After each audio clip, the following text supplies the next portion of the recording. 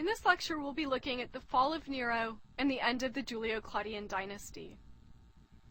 We'll start by looking at the Revolt of Vindex and the eventual suicide of Nero, and turn to Nero's legacy, and finally talk a bit about the end of the Julio-Claudian dynasty and the tumultuous year of 69 that followed Nero's death. So the Revolt of Vindex in 68. This is 4 years after this massive, devastating fire in Rome in 64, and Nero has embarked on an incredibly large, complex rebuilding program, not just the Domus Aurea, but a number of other things in Rome as well, including housing for the poor. In order to fund these efforts, however, he needs to raise taxes. There's not enough money in the Roman treasury, so he raises taxes. And the targets of these taxes are in particular the wealthy members of the Roman aristocracy, as well as provincials in relatively wealthy provinces like Gaul and Spain. So Vindex is a Roman governor of Gallic heritage. He has senatorial rank. His family was let into the Senate by Julius Caesar when Caesar opened the Senate up, and opened it up in particular to Gauls who had been loyal to him while he was there. So Vindex is a beneficiary of Julius Caesar's efforts. But one of the questions that's raised by Vindex's revolt is really whether this is, in essence, a senatorial revolt or a Gallic revolt. Is this a Gallic rebellion versus Roman rule? So, in other words, Gauls saying, we're tired of being a province of Rome, we're tired of paying taxes, we want to go back to self-governance.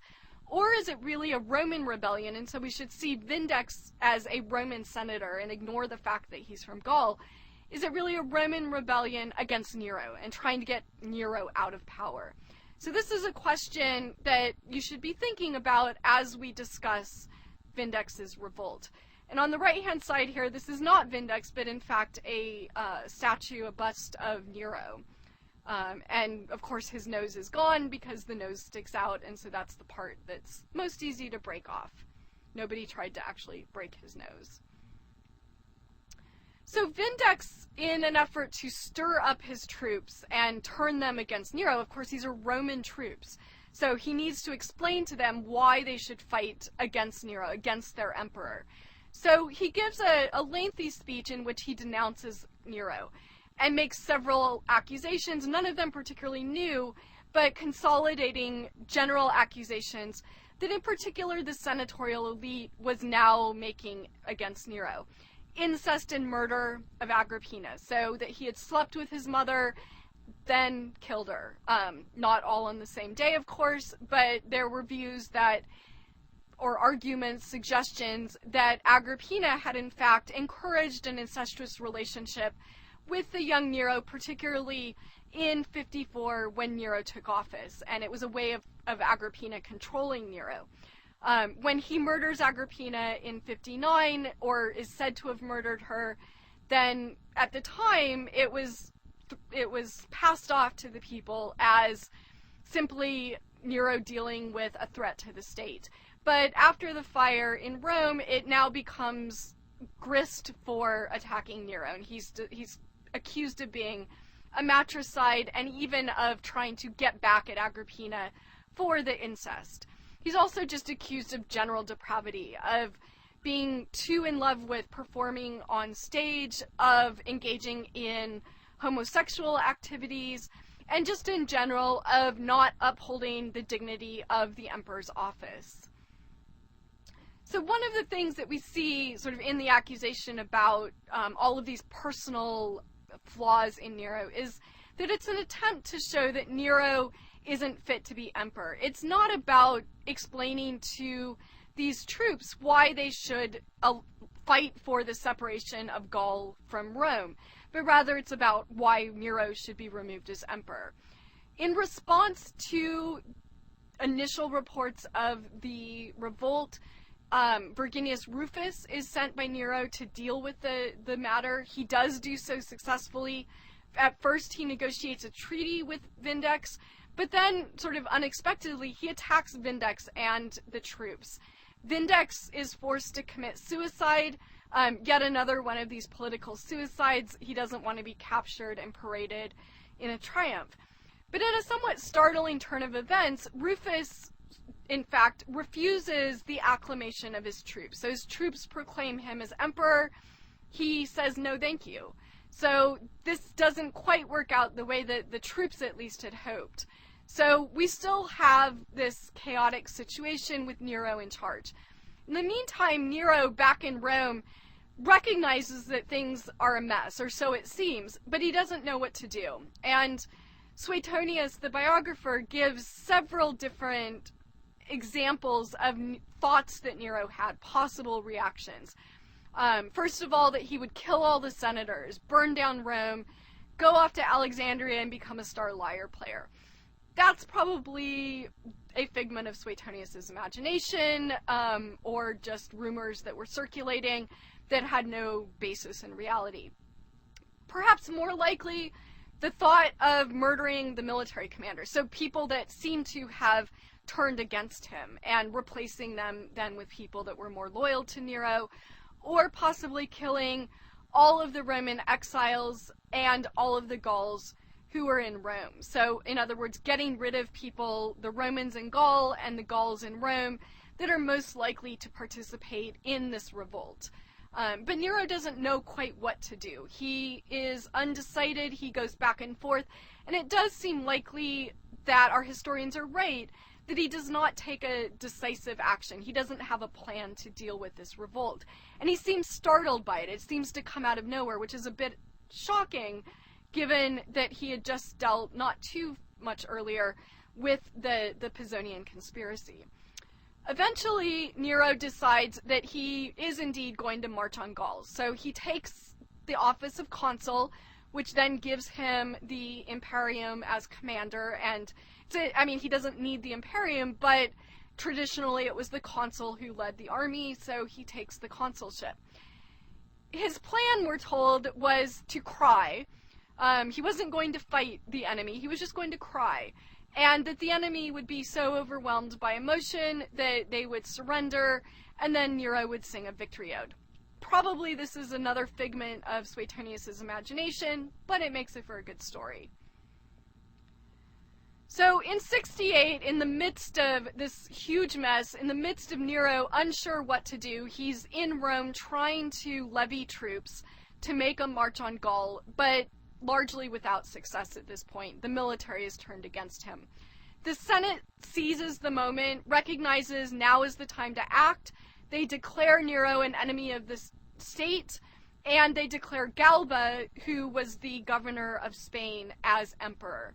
So Nero's days are numbered. Nero tries to escape from Rome.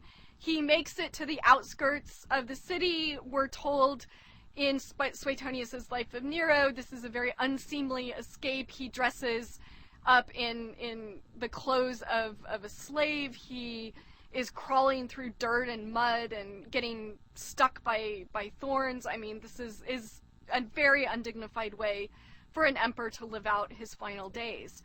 It's a bit reminiscent of Saddam Hussein in his hole. But finally, Nero realizes the only option left to him is suicide.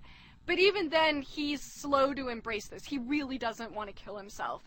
And he has to be persuaded of it by the people around him. And finally, in fact, one of his freedmen helps him guide the sword. So unlike the noble suicides of Cato, of even Cleopatra, who welcome the opportunity, who are brave, who show that kind of virtue that the Romans respect, Nero, even in his moment of death, is indecisive and cowardly, or so we're told.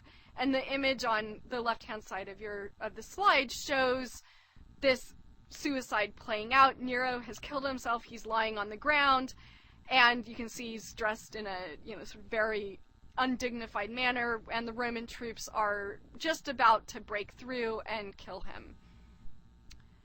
So after Nero's death, it was said by the historians that people marched through the streets of Rome shouting in joy declaring themselves free of tyranny. So very similar to the reaction that we are told was in Rome after the assassination of Caesar. But the reality is that many people continued to be loyal to Nero, and especially the people, the masses, the people that he had cultivated. He didn't care about the senators. He made no effort to cultivate the support of the senatorial aristocracy. He eventually alienated the troops, but it was the people that he cared about, and those are who remain loyal to him. He was also remained very popular in a lot of the provinces, not Gaul and Spain, but in a lot of the others, particularly in the Greek East. And he was given a lavish state funeral and deified. So in other words, treated exactly like an emperor, not like the enemy of the state that he was declared. And so you see the Senate taking a step back, backing off, doing what they can to prevent a riot of the people. If they had just left Nero unburied on the side of the road, there would have been mass rioting. And so the Senate recognizes that in order to consolidate the rule of their man Galba, they need to make sure that Nero is treated well, that the people are calmed and are willing to get behind Galba. There were also stories that existed that Nero had not in fact died, but had rather escaped, that he'd faked his suicide and escaped to the Greek East, where he then lived happily ever after.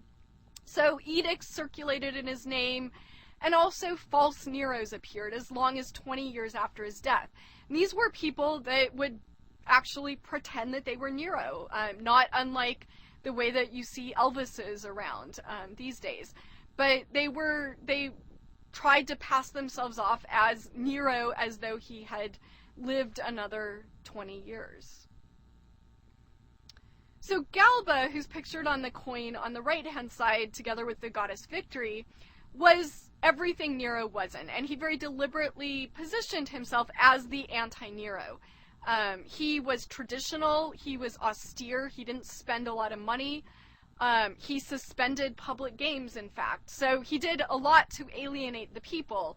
He also killed some of Nero's supporters in an effort to consolidate his rule. But he really set himself up as I am the anti-Nero. He was pretty quickly overthrown. He was overthrown by Otho in January of 69, and Otho did so with the aid of the Praetorian Guard. So what you see here with Galba and Otho then is a conflict between the power of the Senate, who had declared Galba as emperor, and now the Praetorian Guard putting their man forward. Galba was publicly killed. He was brutally murdered in the Roman Forum in 69, a visual reminder of the power of the Praetorian Guard, and a reminder that the Senate better not try this again, in fact. At the time that Otho is now emperor, in the Rhine region, Vitellius is declared emperor by the troops. So another complication that comes up in the aftermath of Nero's death is now we have, so Otho in Rome with the support of the Praetorian Guard, so that sort of personal bodyguard of the emperor, which had expanded to be almost a legion itself, while Vitellius has his legions in the Rhine region. So this conflict between these two that needs to be resolved, but also pointing at the extent to which in this transition from the Julio-Claudians to whatever's going to come next, we have a nasty civil war between these Roman citizens. This was precisely what Augustus was trying to avoid when he put in place his own succession plan. Nero simply didn't have one, and there probably wasn't enough sympathy for the Julio-Claudian family to put another Julio-Claudian in office. Nero didn't have a descendant that could claim interest. So Otho then becomes the new Nero, where Galba had distinguished himself as the anti-Nero. Otho is the new Nero. He calls himself Nero Otho. He completed construction on the imperial palace, but is very much playing to the popularity that Nero had with particularly the people. Eventually, in a few months, so in April of 69, 3 months later, the troops of Vitellius and Otho meet in northern Italy, and Vitellius is defeated. Otho is defeated by Vitellius. So Otho commits suicide, and we now have Vitellius as emperor. So we've had Nero commit suicide, Galba is brutally murdered, and now Otho commits suicide, and Vitellius is emperor. So in the clash between the Praetorian Guard and the troops in the Rhine region, it's the troops that win. So again, now we have the Senate trying to decide who's emperor, the Praetorian Guard, and troops. As emperor, Vitellius performed funeral sacrifices to Nero. So he continued in the tradition of Otho as another Nero and playing on cultivating Nero's legacy. But as a ruler, he was generally incompetent. He couldn't make a decision. He just kind of stank as a ruler. And so he wasn't going to really last too long. The 1st of July, 69, things are still in chaos. Vitellius has been unable to consolidate his claim to being emperor.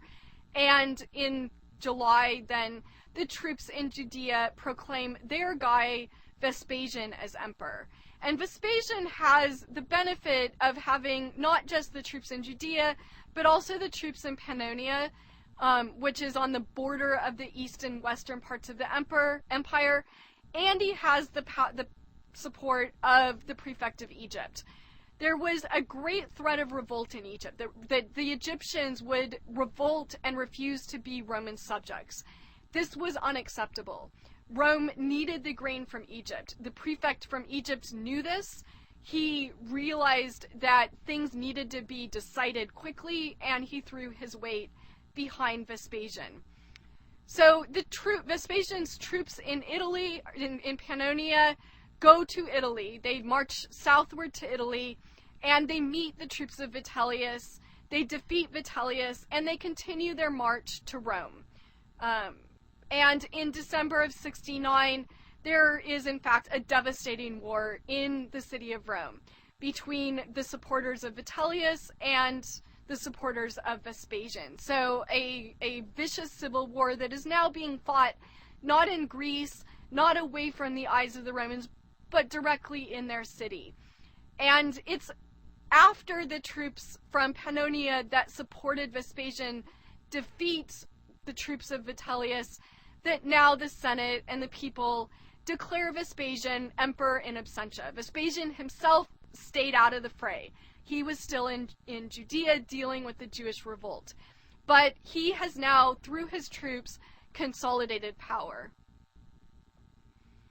And Vespasian himself was an interesting character. He was not from the senatorial aristocracy, but rather of equestrian origin. So this is in some ways the result of Augustus making better use of equestrians, bringing them into Roman governance. And now we have finally that coming full circle to where an equestrian rises to the office of emperor. He does it, though, not through political office, but rather through military prowess. And he will be the first of several emperors who are military emperors, general emperors, that managed to become emperor and hold on to that office through their military prowess. He rose to power under the Julio-Claudians. He had an important command under Claudius in Britain when Claudius was invading Britain. And in 67, he was sent to Judea by Nero to deal with a significant revolt by the Jewish population there. So he really made his bones, as it were, as a military commander and had significant loyalty from troops, not just in Judea, as you saw, but also in Pannonia. And it's the loyalty of the troops and their willingness to fight on behalf of Vespasian that allows him to become emperor. And it's where we see in this mix, then at the end of the day, it's the military that decides the emperor.